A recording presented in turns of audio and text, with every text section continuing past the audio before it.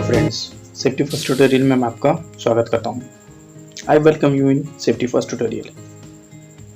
तो आज का जो टॉपिक हम डिस्कस करने जा रहे हैं वो है एक्सकेवेशन। आइए जानते हैं क्या होता है excavation. What is the excavation? Any man made cavity, cut, trench और depression on an earth surface found by earth removal. आइए समझते हैं इसको।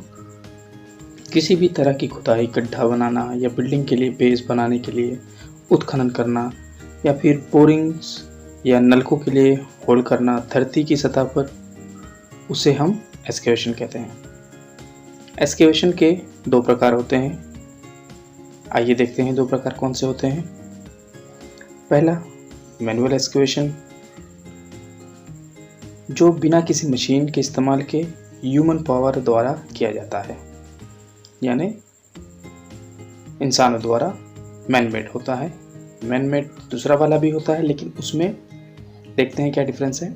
मैकेनिकल एक्सकेवेशन, ये इलेक्ट्रिकल या फिर मैकेनिकल इक्विपमेंट से किया जाता है। जैसे एक्सकेवेटर किया तो ह्यूमन द्वारा जाता है, लेकिन इसमें इस्तेमाल मैकेनिकल होता है या इलेक्ट्रिकल होता है। पावर जो होता है या तो फिर मैकेनिकल होता है या इलेक्ट्रिकल होता है। पहला मैनुअल एक्सकेवेशन है जिसमें ह्यूमन पावर इस्तेमाल होता है। सेकंड क्या है? मैकेनिकल एक्सकेवेशन, जिसमें इलेक्ट्रिकल या तो फिर मैकेनिकल पावर इस्तेमाल होता है। ठीक है, आइए दूसरे टॉपिक पे चलते हैं। Excavation notification. आइए देखते हैं एक्सकेवेशन नोटिफिकेशन क्या होता है। Excavation notification is a document to notify concern authorities who have responsibility and jurisdiction for safety and integrity of above ground and underground services existing at the proposed site of excavation। आइए इसको हम सोचते हैं। Excavation करने के लिए site authority को एक नोटिफिकेशन देना होता है डॉक्यूमेंट के रूप में, और उस डॉक्यूमेंट में प्रपोज साइट, जिस साइट पे काम होना है उसकी डिटेल होती है। जैसे कहाँ से कहाँ तक एक्सकेवेशन होना है और किस प्रपोज साइट पे किस उद्देश्य से होना है, किस पर्पस से होना है, ये सारी जानकारी उसमें होती है। इस डॉक्यूमेंट को safety department, electrical department, operational department और डिफरेंट अथॉरिटीज से परमिशन ग्रांट करानी होती है जो उस साइट के लिए ऑथराइज्ड हैं। एक्सकेवेशन के काम में अंडरग्राउंड और अबव ग्राउंड दोनों ही काम डिस्टर्ब होते हैं, इसलिए ये नोटिफिकेशन बहुत ज़रूरी हो जाता है, क्योंकि एट टाइम साइट पे काफ़ी काम चल रहे होते हैं और उसमें ये ज़रूर जानकारी देनी होती है कि इस दिन और इस जगह पे ये एक्सकेवेशन का काम होगा, खुदाई का काम होगा, उस दिन वहाँ पर दूसरा और कोई काम नहीं हो सकता। आइए आगे और जानकारी देखते हैं। Excavation notification must be supported by a work permit. It is valid for 90 days from the date of issued. Excavation notification is required for all excavations regardless of depth। Excavation notification work permit के साथ attach किया जाता है।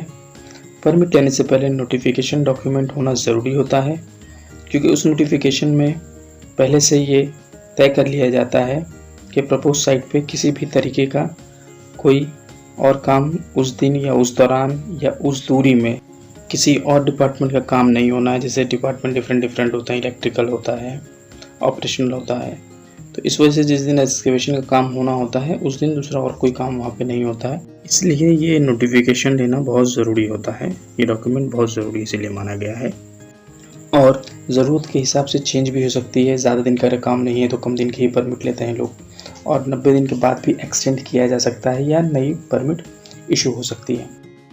Excavation छोटा हो या फिर बड़ा हो, नोटिफिकेशन डॉक्यूमेंट ज़रूरी होता है खुदाई के लिए। आइए अब हम चलते हैं दूसरे वाले पॉइंट पे। एक्सकेवेशन हैजार्ड, एक्सकेवेशन से होने वाले खतरे। पहला पॉइंट देखते हैं।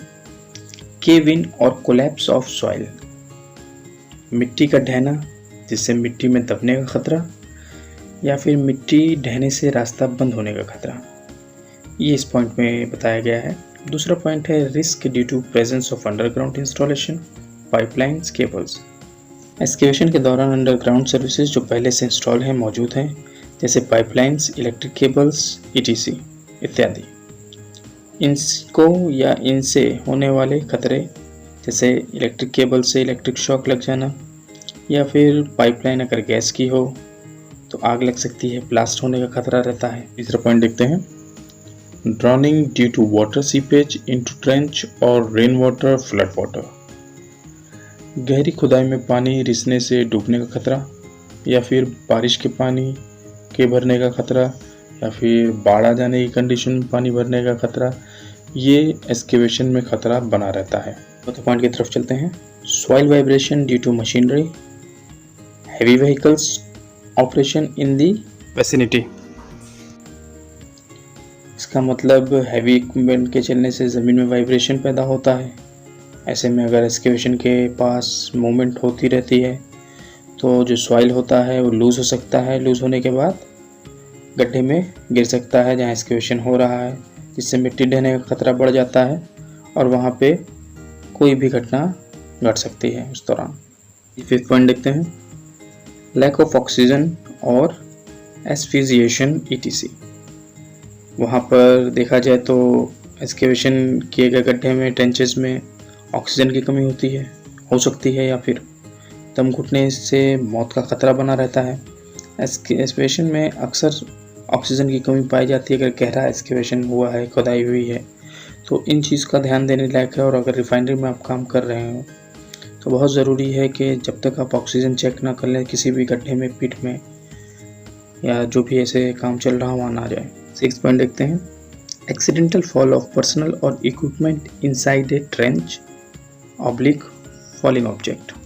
ट्रेंचेस या गड्ढे में कोई इंसान या फिर मशीन भी गिर सकती है, या फिर कोई ऑब्जेक्ट जैसे लकड़ी, ईंटा, सरिया इत्यादि। प्लांट में काम करते वक्त काफ़ी चीज़ें हो सकती हैं, बोल्डर्स, कुछ भी गिर सकता है। ये खतरा काफ़ी ज़्यादा होता है एक्सकेवेशन के दौरान। 7 पॉइंट देखते हैं, struck hit by excavating machinery. Excavation होने में इस्तेमाल होने वाली मशीन से ठोकर लगना या फिर मशीन के द्वारा अन्य खतरे। देखते हैं, फ्लेमेबल और toxic gas release.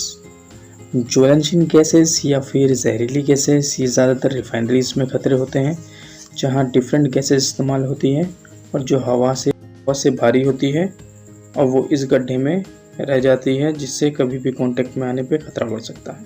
Friends, excavation का पूरा टॉपिक मैंने आज कंप्लीट कर दिया है। इसमें जो 3 पॉइंट बताने थे मेजर, वो मैंने बता दिए हैं। इसके अलावा कंट्रोल मेजर्स बचे हुए हैं, प्रिकॉशंस बचे हुए हैं, जो नेक्स्ट स्लाइड में मैं आपको ज़रूर बताऊंगा। और मेरा वीडियो आपको कैसा लगा प्लीज़ मुझे कमेंट बॉक्स में बताएं, और मेरे चैनल को सब्सक्राइब करिए। और भी वीडियोस में सेफ्टी से रिगार्डिंग बनाता रहूँगा। Thank you.